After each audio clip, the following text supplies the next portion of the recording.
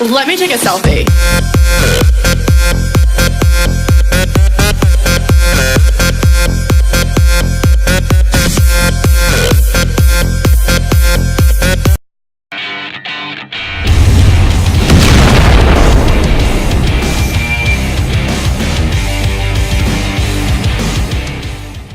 Hello and welcome to our wrestling perspective.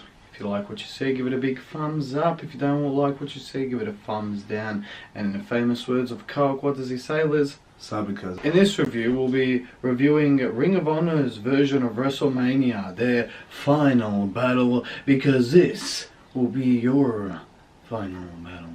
And to kick it all off, the first match that we saw was none other than Eli Isom up against King, Kenny King. Yeah, it was just a Ken King build. Pretty much, yeah. Just building him up to have a match against Jay Lethal in the future. Exactly right. Just putting him as a formidable opponent of some card, whether that be heavyweight or mid card. It's just always the same with Kenny King. He's just getting that momentum. For the second match, we saw the defending Ring of Honor television champion himself in Jeff Cobb, the Hawaiian Juggernaut, up against Hangman Adam Page. This was a fantastic match. It was probably one of my most favourite matches on the card, just because the sheer moves that came out with Cobb's strength and Adam Page's athletic ability. It was pure carnage, but I loved every moment of it. And the ref stuffed up Hangman's true champion, I'm telling you. He had Cobb in the roll-up, ref stuffed up that count. What did you think of the match, Liz? It's a dream match that I didn't actually know I really wanted. Both men were actually strong. You saw Hangman's promo for the video package saying that he's just as strong as Cobb. Yep. When he actually did lift him, yep. Yep. He actually held his own, and it was very good because it was just two behemoths actually going at it. Good match. Looking forward to Jeff Cobb's title reign. In match number 3, we saw for the Women of Honor Championship, we saw Sumi Sakai take on Kelly Klein, take on Karen Q, take on none other than Madison Rain. There we go, I got all the names on the lockdown. I thought I was going to forget them halfway. I thought you were going to forget Karen Q. Exactly. No, but she's a pretty cool character after I watched her for a bit. Really big fan of her now. It's not too bad. Match, yeah, I just got to say, Kelly kill. She just killed everyone in that match. There's a reason why she had an undefeated streak. Sumi Sakai did defeat her. Did defeat her. But it just added more prestige because it was in the Women of Honor tournament. That's why she beat her. Anyway, match was very good. It really built up Kelly, and I don't think much people are going to stop her unless they just get a massive signing going. But Kelly's the one to keep an eye on. I think it might be Sumi's last time. Don't quote me. I think she might have more appearances. Yeah, I really hope not. In the third match, we saw the technical wizard in Zack Sabre Jr., the British wrestler, up against the pure wrestler, the octopus, in Jonathan Gresham. He keeps laughing whenever I mention his nickname. He wouldn't believe it. Octopus, seriously? Exactly. I didn't know Zack Sabre was British over. I reckon he just copped it even more. Jonathan Gresham, even though he was probably the biggest face out of this situation, he still kept getting boos, even though Zack Sabre Jr. kept giving that cockiness to him, and we all know Zack Sabre Jr. to give that cockiness to him. Because of Zack Sabre Jr. The technical holds, I didn't even think were impossible half of the time. I'm like, what's going on here? They're just twisting like a croissant and like a pretzel. It's just all over the place. Half the time you could have taken it as a porno. But anyway, in that match, I think Zack Sabre Jr., he's one to be, but it was another roll-up type situation, and I didn't want it to be a roll-up because it was good technical wrestling and that. But anyway, I'd love to see him go at it one more time, 110%. Well, Gresham has a bright future. Zack Sabre, he's one of, or not the best technician in the world. If given a chance, I reckon he can take down Jeff Cobb. In match 5, we saw Dalton Castle with the boys up against the real Ring of Honor World Champion, the leader, 1/3 of Kingdom Conspiracy in Matt Taven.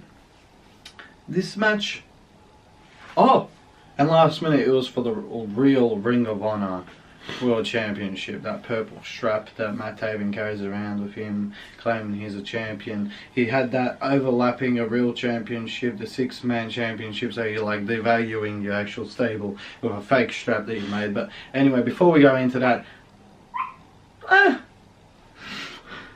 I really, it was good for what it was. I actually laughed at the moment when one of the boys gets dragged under the ring by Vinny. He comes out with the red balloons, gets it going. I love his spots. Vinny, he's pure cash. And I'm telling you, if Kingdom were to split, they'll just climb up the card like that. But them as 6-man tag team champions are just proving dominance. Taven picking up the win, proving that his belt actually has somewhat relevance to him. I liked it.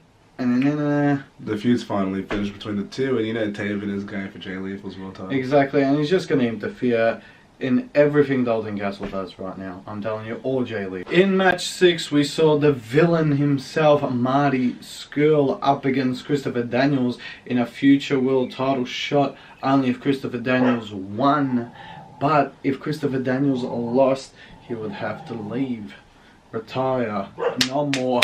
Anymore. What a coincidence. It all happens on one night. I know, yeah. Just a lot of people leaving on the same night. It's pretty, Can't make this stuff weird. up.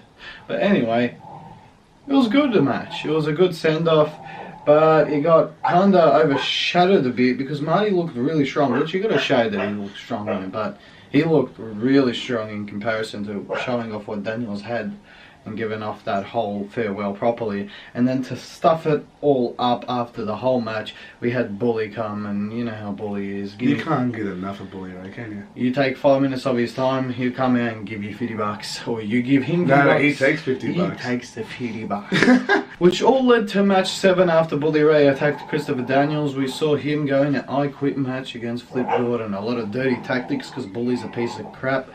And he calls himself a legitimate heel. Instead, he legitimately tapped out to a kendo stick. And you call yourself extreme. Well, it was 2 kendo sticks. Oh no, but it was American flag power. Yeah, no, but he didn't lose to that. The 2 kendo sticks. Honestly, I lost the Sandman, Colt Cabana, Cheeseburger. They all came out. Sauce is in there as well. Yeah, Sauce was in there for a bit. I actually thought it was a lot better than expected because as soon as I saw Bully Ray on the card, I cringed straight away because I don't even know why he's even in Ring of Honor. I know Ring of Honor is going for a rebuild stage, but if WWE won't take Bully Ray, it says a lot. No, it was good. It was good, especially when they had that spot where Bully Ray... Was that Flip Gordon's girlfriend? Yep. Nearly powerbombed her through the table. Straight for the table. Blood. Crimson mask. It is so sad. Face. It must just be the fact that, you know, we watch WWE that it's actually so sad that I get happy the sight of blood. Yeah.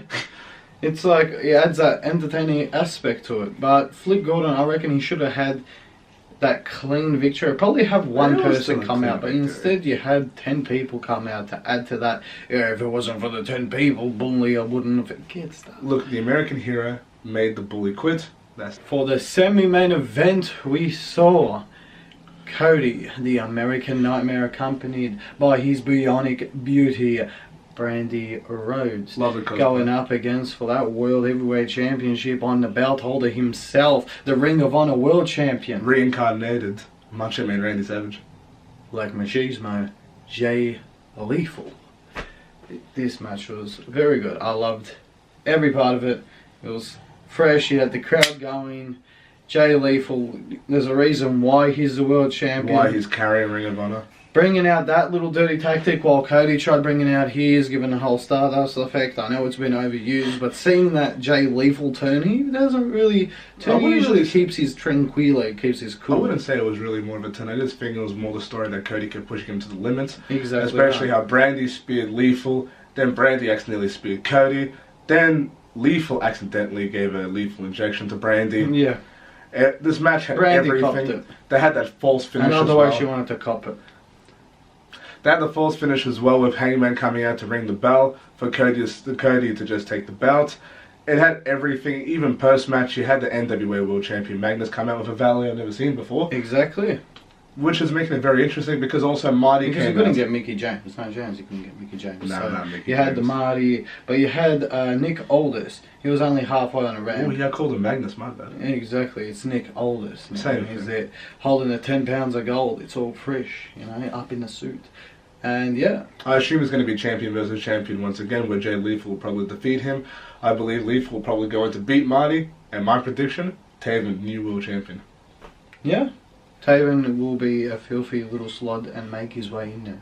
It's a conspiracy. For the main event of Final Battle 2018, Ring of Honor presents, we saw none other than the Ring of Honor World Tag Team Championships held up in the air while it was a ladder match. We saw SCU, the champions, up against the Young Bucks, against Jay, Mark, and the Briscoe brothers, them boys. Okay, yeah, look, match was just a huge spot fest, which I'm not actually disagreeing. Well, yeah, I'm not saying that I didn't like it. It had everything. Honestly, it had everything. That cutter that SCU did too, was it the Briscoe brothers onto the table? Yeah, that whole multiple table spots at the very beginning of the match, spot after spot, fast-paced action. Young Bucks looking like Midnight Express / Rockers going Rockers, yeah. No, it was great. Honestly, you had everything in that match, including Matt's injured back. Exactly. Every match is in there. Playing it on for sure. I reckon 110% they're going to have some nasty bumps on him. Because the way that they planned half of the spots and only landed on their leg, on the corner of their arms. Missing the second table. Man. And getting crimson masks on half of the people. Oh, it was yeah. Cool. It was very good to say that, but seeing so many people with crimson masks before that, it took away the moment, but it was still a good moment as it was for Briscoes to reach that 10th reign with the Ring of Honor World Tag Team Championships. Yes. Also as well, Kazarian with the Styles Clash onto the chair. Oh yes, giving the whole vintage, then the style clash onto the chair, where Jay cops it straight to the dick on the chair. The overall for Ring of Honor presents Final Battle 2018, I would like to say it wasn't too bad. I really liked it for what it was, the whole build of 2018, but 2018 had a bit of a up and down the year for professional wrestling, but they are on the rebuild. Who did they recently sign or gather upon? Well, they have the World Television Champion Jeff Cobb. They've recently signed Brody King. Yep. They recently signed, his stable mate, PCO. And they've also got Banditas as well. Ring of Honor was going through a bad period of time, hence why you have people like Bully Ray on the product. So they are rebuilding now, signing up new talent, because they have lost the Young Bucks. They've lost Hangman Page. They've lost, Marty's still there actually, Villain Enterprise. SCU they've lost, and they've lost Cody as well. Look, it's a very big grab.